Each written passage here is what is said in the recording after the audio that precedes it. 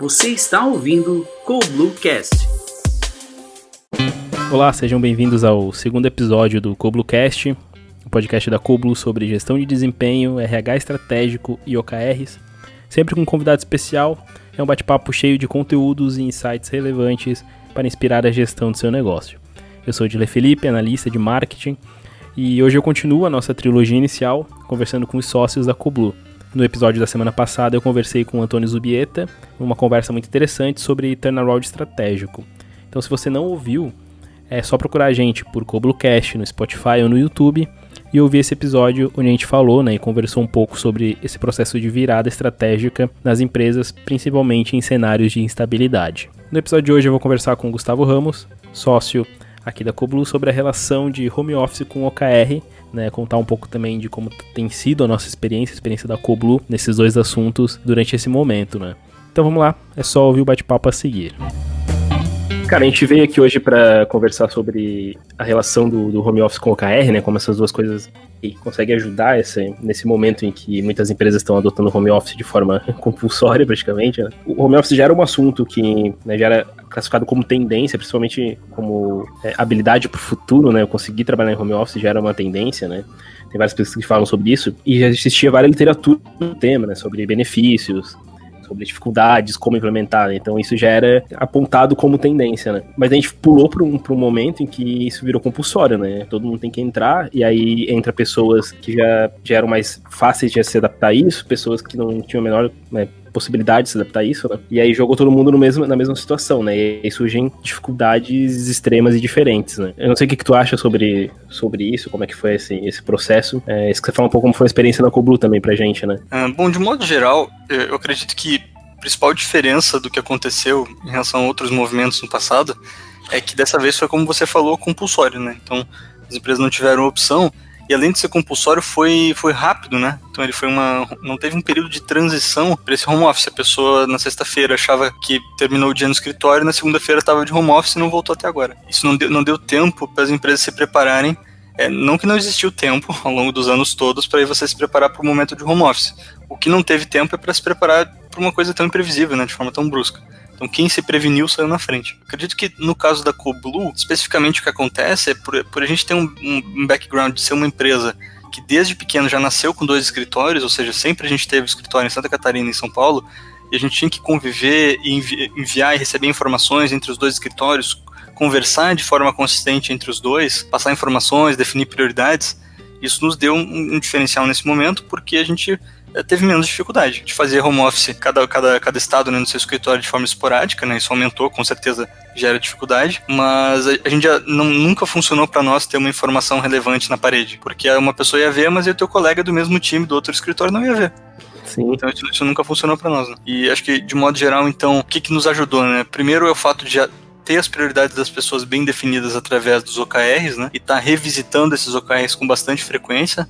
Nós fazemos reuniões semanais, praticamente com a empresa inteira, onde a gente repassa o andamento dos OKRs do negócio. E aí, dando uma clareza para todo mundo de como é que está o status das coisas. Normalmente aproveita essa reunião também para passar recados gerais, orientações da empresa, de forma que todo mundo fique bastante organizado. Falando não apenas do aspecto de resultados, mas no aspecto de pessoas, claro que os gestores agora precisam se readaptar. Então a gente, nesse primeiro mês agora de home office, organizou o one-on-ones dos gestores com todos os liderados, acontecendo nesse momento.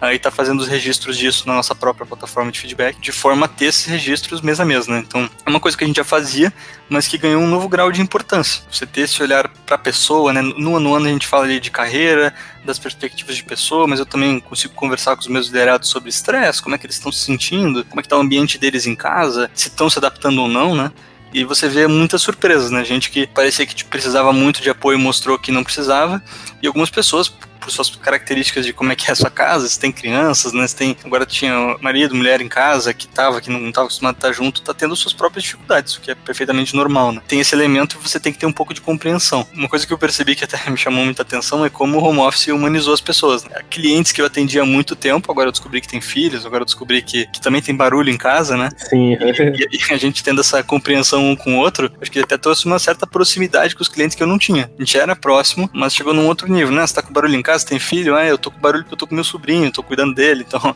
essas coisas foram acontecendo. De alguma forma, gerou um rapport quase que automático. Que acho que todo mundo percebeu que tinha um ser humano do outro lado,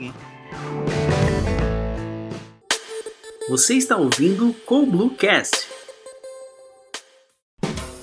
Uma das coisas, eu vou voltar um pouco na temática, assim, do home office, pra depois a gente explorar essa coisa do dia a dia, né? Porque ele gera um assunto, gera um tema, né? Existe literatura infinitas, praticamente, sobre como implementar e tal. E eu acho que a gente consegue fazer uma relação com o OKR, aí não específica, mas é só dizendo que, imagina que implementasse o OKR numa empresa do nada, né? Imagina os problemas que isso traria, né? Então precisa ter toda essa preparação. Como não teve, então geram problemas infinitos, assim, de diferentes escalas, né? Desde a pessoa não ter equipamento, não ter uma cadeira, então vai ficar com dor nas costas de trabalhar em casa, ou não ter equipamento de microfone, ou computador, ou a internet da casa dela ser ruim, até barulho, ou até coisa mais de negócio estratégica, né? Falta de alinhamento, comunicação, perda de produtividade, pessoas que não sabem trabalhar sem ser vigiadas, por exemplo, esse tipo de situação pode ocorrer. Então, isso, fazendo essa ressalva, só para não deixar o tema muito superficial. Então, a gente falar que a gente entende que existe todo esse escopo de coisas, mas que a gente não vai abordar isso no momento, né? E por que não? Porque eu acho que eu queria falar de uma coisa bem específica e que é onde a gente pode ajudar, né? Que é na questão do OKR.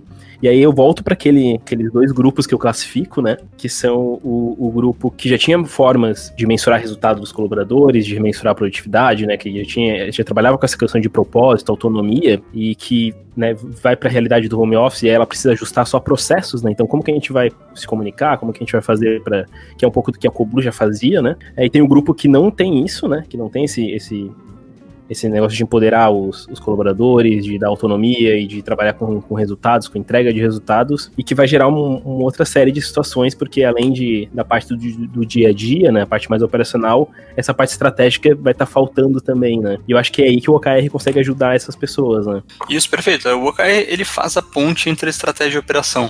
Aqui essa ponte que falta muitas vezes, né? E é justamente por ela não ser clara para todo mundo que as pessoas dependem tanto das ordens, né? Como eu não sei o que tem que fazer, e muitas vezes num ambiente onde errar é um pecado, né, muito complexo, admitir o erro no ambiente corporativo muitas vezes, né, você tem uma pessoa sem direcionamento claro, porque as metas são todas ocultas, porque você não pode ver a meta do colega, não pode ver a meta do gestor, imagina se pudesse ver a meta do presidente, né, então, sempre com esses mesmos argumentos, que eu entendo, sei que não é tão fácil, mas que vai expor as pessoas se você visse o que elas têm que entregar, né, mas eu acho que isso tudo vai fazer muito mal nesse período, porque essa falta de alinhamento com a estratégia entre os colegas, eu acho que é o momento de, cara, esquece essa história de exposição, esquece mesmo, vamos tentar focar no que é importante, o negócio precisa entregar muitas coisas, as empresas estão em um momento crítico, a gente precisa conseguir que todo mundo converse junto para atingir um fim comum, e para eu fazer isso, chegou a hora de a gente ver um ou outro o que a gente quer fazer, e conversar sobre isso, discutir, construir em conjunto. Daqui a pouco eu tô fazendo uma coisa que é muito parecida com o que o outro fulano tá fazendo, a gente precisa começar a fazer essas relações mais cruzadas, né, que faz parte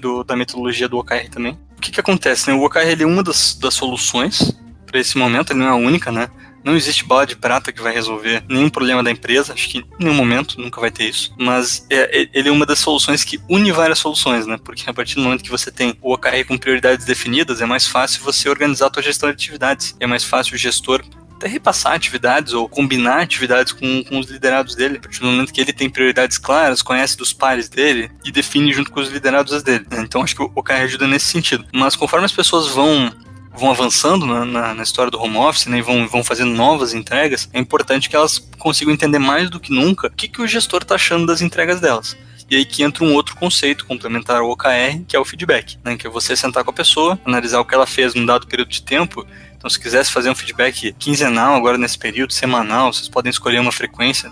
Acho que não deveria ser diário para não ser tão maçante, mas pega alguma coisa como semanal ou quinzenal e passar um feedback para a pessoa sobre como é que foram as entregas dela, os pontos que você vê de oportunidade de melhoria, desafios principais que vocês tiveram e como é que você vai ajudar elas a resolver, né? Partindo, claro, do ponto de vista do gestor, vai ser bastante importante. E, claro, tanto os feedbacks quanto as atividades conectadas aos OKRs. Aí você garante que, independente do que você está fazendo, que assunto você está discutindo, ele não está destoando da estratégia do negócio. Acho que esse é o principal. Aqui no CoBlue a gente trabalha também com one-on-ones. Então, os one-on-ones, se eu fosse classificar, é quase uma subcategoria do feedback, né, em que a gente trata, pelo menos aqui na CoBlue, de outros assuntos, como também falar de carreira, até fala das dificuldades que a pessoa está sentindo. Eu acabo entrando com os liderados no nível mais pessoal, em que a gente entende o estresse que a pessoa está passando, a situação que ela está em casa, né, e aí com foco de garantir que a pessoa se sinta bem, que ela tenha um pouco mais de segurança, porque no final das contas eu defino os OKRs, mas um ser humano vai ter que entregar eles, né, e a partir do momento que eu entendo as dores dessa pessoa e ajudo na medida do possível, né? Tanto com os feedbacks ali sobre as entregas, com os one-on-one sobre perspectiva dentro da empresa, de carreira, e outros tópicos nesse sentido. E quanto com o acompanhamento dos OKRs e também das atividades, aí eu formo um ciclo bem completo de cuidar do colaborador e garantir que ele me ajude a entregar as coisas que a empresa precisa nesse momento. Cara, perfeito. E como que a gente tá falando de uns grandes problemas, vai ser a comunicação, eu acho que trabalhar com metas e principalmente resultados claros, né?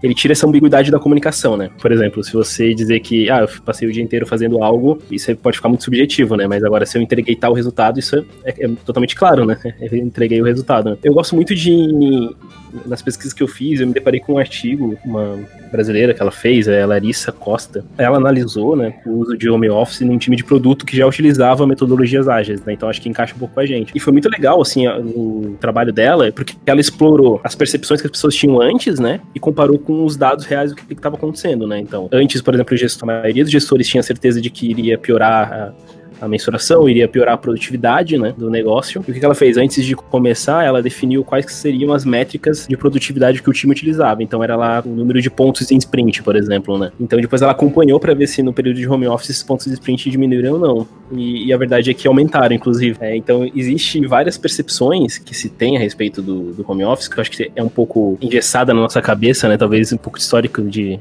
trabalhar em casa não é trabalho, algo desse tipo, uma visão preconceituosa, que na prática, e com vários estudos já provam, não se sustenta, né? E uma das coisas, acho que daí vale aquela frase, né, que o trabalho não é algo que se faz, né, algo que se entrega e não um lugar que você vai, né? E se encaixa bastante nisso. Então por isso que eu volto a falar que a parte da métrica, ela é essencial para a comunicação, sabe? Porque ela é o que tira tudo da subjetividade, né? Uhum.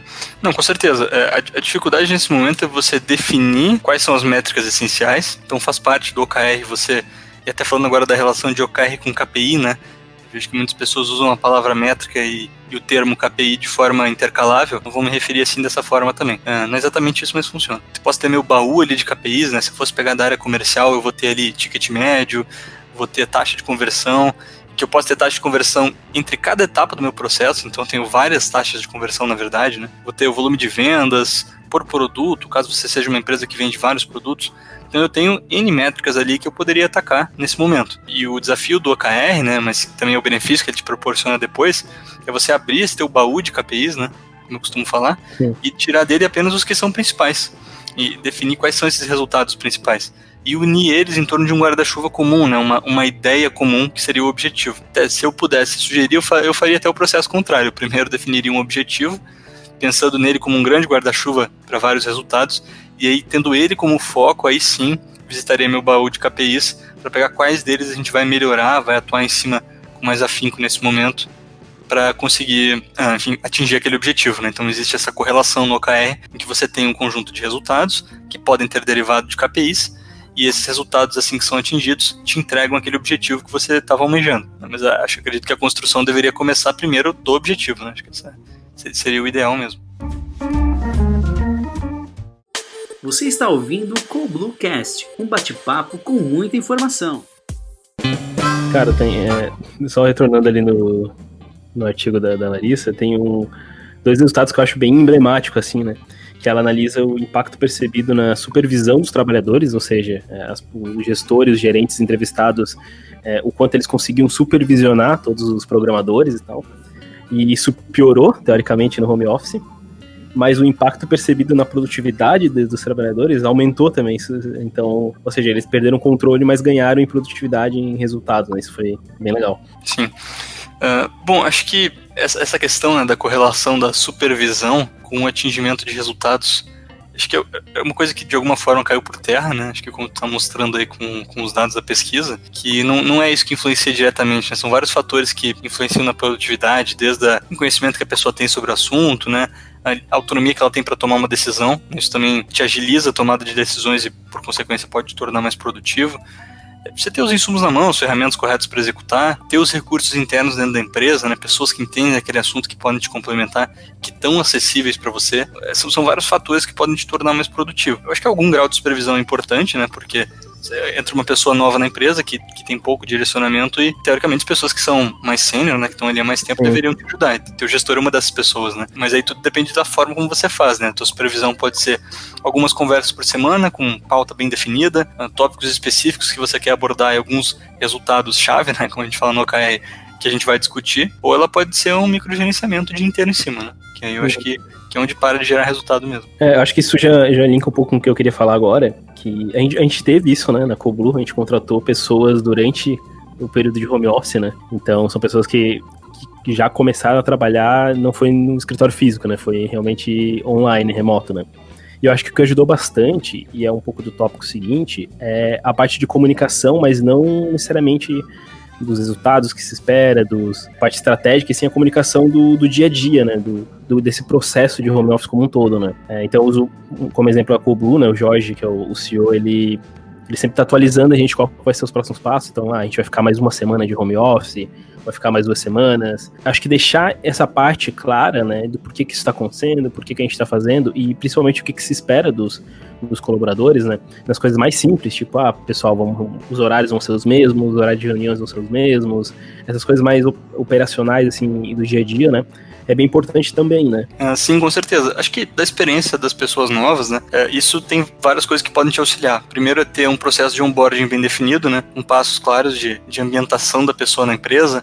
Então, desde entender a marca, né, por que a empresa existe, qual que é o propósito, entender muito claramente qual que é o escopo dela, né, e quais são as pessoas dentro da empresa que são os teus recursos, né, e que vão te ver, você do ponto de vista da pessoa nova, são pessoas que vão te ver como um cliente interno, vão estar te ajudando, entender, conhecer um pouco do contexto da tua área e eventualmente ter acesso aos OKRs da empresa, que aí você realmente poder ver desde a estratégia até a operação e se enxergar ali no meio. Acredito que os OKRs eles são uma forma, né, de você entender o que as outras áreas estão fazendo. Ninguém se ambienta numa empresa de um dia para o outro, então o primeiro dia sempre parece um pouco de grego, menos que você tenha trabalhado num concorrente, um segmento muito parecido. O que a gente tem visto é que desde que o pessoal novo entrou na empresa, né, esse que o Dirley comentou, né, que nunca nos vimos nem presencialmente, eles já começaram a participar dos nossos acompanhamentos de check-in dos OKRs desde o começo, e tem participado de todos, onde eles escutam pelo menos algumas pessoas de cada área, resumindo os principais resultados e algumas ações de forma bem curta, né, que estão ajudando a gerar esses resultados. Então, eu acho que isso, né, semana após semana, vai gerando para eles um entendimento. Legal, é isso que o pessoal do marketing faz. Pois é, toda semana eles falam que tem dificuldade aqui. O pessoal de vendas está fazendo isso? Legal. Temos esse novo cliente aqui, eles nos comunicaram. Então você vai se ambientando mais rápido, né? Acho que o OKR, ele de certa forma, ele é uma ferramenta do onboarding também. Ele é uma parte, né, do onboarding de novas pessoas em uma empresa, que ajuda a acelerar. Legal, isso é importante, cara, porque é um momento em que gera muitos sentimentos negativos nas pessoas, né? Acho que pela questão da pandemia, pelo monte de notícias negativas que a gente vai vendo, né? Ter isso super claro é maravilhoso, né? Pra tirar um pouco essa sensação ruim, né? Então, beleza, a gente sabe o que a gente tem que fazer, a gente sabe pra onde a gente tá indo, qual que é o nosso propósito. Deixa as pessoas um pouco menos perdidas, né? Porque a gente já tá perdido em outros lugares da vida, né? Sim, com certeza. Acho que uma das coisas mais importantes nesse momento é direcionamento. Ele é um começo, ele não resolve tudo, mas você dá um direcionamento inicial, que eu acredito que os OKRs podem cumprir um papel importante nisso, e você ter depois um acompanhamento do andamento das coisas que foram direcionadas, e aí rotinas de gestão do OKR com o check-in te ajudam nisso, já alivia bastante a sensação de falta de direcionamento. Claro que quando a gente fala até no nosso exemplo, né, de pessoas novas que entraram na empresa, elas nesse primeiro momento, pelo estágio que estão no negócio, vão precisar de um direcionamento operacional também. Até porque elas precisam entender de como a empresa funciona. Mas quando você começa a pegar pessoas que já estão alguns meses na empresa, alguns anos, tendo os OKRs claros e elas já tendo conhecimento profundo sobre as próprias áreas e muitas vezes as demais áreas da empresa, para elas já é o que elas precisam, sabe? Para começar a trabalhar. E aí, como eu falei, o pessoal que é novo, a gente faz um acompanhamento mais de perto, conversa numa frequência aí quase que diária, sempre tentando não ocupar a maior parte do dia só conversando, né? Mesmo que sejam alinhamentos, acho que tem um limite, depois a pessoa tem que tentar produzir aquilo ali, entregar alguma coisa, mas com a maior parte do time eu tenho feito alinhamentos uma vez por semana, né? Então, a gente define aí algumas reuniões temáticas específicas, né, do que eu preciso abordar ao longo de uma semana. Então, tenho minha agenda do ponto de vista de gestor, em que eu tenho reuniões específicas com cada time, tenho reuniões com sócios da empresa. Cada uma dessas reuniões tem uma pauta pré-definida, tento me ater a um máximo de 1 hora por reunião, né, e daí já partir para o próximo assunto na sequência, e aí ter uma pauta definida me ajuda muito. É claro que quando eu montei esse cronograma de reuniões com as suas respectivas pautas, o que eu estava de olho desde o começo era se tudo isso se conectava com os OKRs de alguma forma, se ia me ajudar a ter insumos para tomar decisões melhores, que iam nos ajudar a atingir os OKRs, ou mesmo obter as informações que eu precisava para poder deixar eles todos atualizados, né? Perfeito, tá? Antes de ir pro tópico final, né, que eu vou querer que tu fale um pouco sobre como uma empresa poderia implementar o OKR agora, nesse contexto, né, e se deveria, né, acho que é uma coisa legal pra gente falar. Eu só queria passar rapidamente sobre uns pequenos tópicos aqui, que eu acho que dão um pouco de luz, né? E aí a gente vai separar entre colaboradores, né, e entre empresas, né? Primeira parte do desafio, que a gente já falou um pouco sobre isso tudo, né, mas é interessante pontuar. Os desafios do home office para empregados, a princípio vai ser o distanciamento do círculo de relacionamento de trabalho, né? Então a gente fica longe, né? Isso é claro. Mas tem um pouco de responsabilidade com o autogerenciamento, né, das condições de trabalho, então isso vai ter um esforço um pouco maior das pessoas de se autogerenciar o tempo, tudo, né. Compartilhamento do espaço doméstico com o posto de trabalho, a gente deu um exemplo bem legal aí, mas isso tem um ponto positivo também, né, porque acaba humanizando, como tu falou. E aí é um ponto que também a gente já falou, que é o receio de ser esquecido, né, e é por isso que a comunicação é tão importante, estar o tempo todo falando com as pessoas, né. E para empresas, né, algo que é de desafio é adaptar a nova forma de gestão, né, isso entra muitas coisas, né, que às vezes são até burocráticas, de RH, ou até legais, né, então tem a parte de carência de legislação específica, mas como é um momento diferente, então talvez isso não seja tão importante, e tem a parte de limitação tecnológica também, né, a gente pode citar várias dicas de vários aplicativos que podem facilitar, né? A gente usa o Slack, por exemplo, o pacote de suíte do Google, né? Que tem o Google Docs, né? O Google Planilha, que dá para fazer esse trabalho compartilhado. A gente usa muito isso, né? O Trello e até o software do Coblue, que também dá para fazer a parte de comunicação, de feedbacks, avaliação de desempenho, né? Você pode criar avaliações de desempenho para esse momento de home office, para ver como é que está em questão de pesquisa de clima também, isso é bem interessante. Então essas ferramentas são muito importantes e se as empresas não utilizam, correr atrás agora para utilizar, né? E só para deixar um pouco mais positivo isso, né? Para a gente pensar um pouco nos benefícios que a literatura tem trazido ao longo dos anos sobre home office, né? Tanto para colaboradores quanto para empresas, né? Então só vou pontuar alguns aqui, né? Um dos benefícios para colaboradores são a flexibilidade para administrar o trabalho e a vida particular, né? Isso fica bem mais claro. Então eu estou aqui fazendo uma reunião, gravando esse podcast que é do trabalho, e daqui a pouco eu vou ali dar uma varridinha na cozinha, né? Esse tipo de coisa assim. Você tem essa flexibilidade um pouco maior, né? Mais tempo com a família e lazer, qualidade de vida, né? Menos tempo em deslocamento, né? Redução de custos e risco com deslocamentos, redução do estresse e exaustão do trabalho. Aí tem um pouco da maior satisfação com o trabalho, né? Porque acaba te deixando... É claro que esses pontos podem fugir um pouco do momento, porque a gente entra na questão da pandemia, né? Que traz uma outra variável que a gente não tinha antes, né? Então, Gustavo, só para finalizar, eu acho que você poderia falar pra gente agora, nessa relação do OKR nesse momento de home office, se é interessante para as empresas implementarem o OKR nesse momento, quais são os benefícios disso, quais vão ser as dificuldades, se elas deveriam fazer esse movimento. Acho que é um pouco legal você explorar isso pra gente, tá? Bom, Didi, eu acredito sim que as empresas deveriam implementar o OKR nesse momento. Eu acho que o período de home office que nós estamos passando e até a cultura de home office que provavelmente ficará em algumas empresas, ela vai apresentar novos desafios. E dentre eles vai ter a falta de alinhamento e também de comunicação entre as pessoas. E principalmente de comunicação daquilo que é importante, daquilo que são as prioridades do negócio, das áreas e consequentemente das pessoas. E o OKR é um modelo que, implementando à distância ou não, você que vai conseguir te dar essa visibilidade.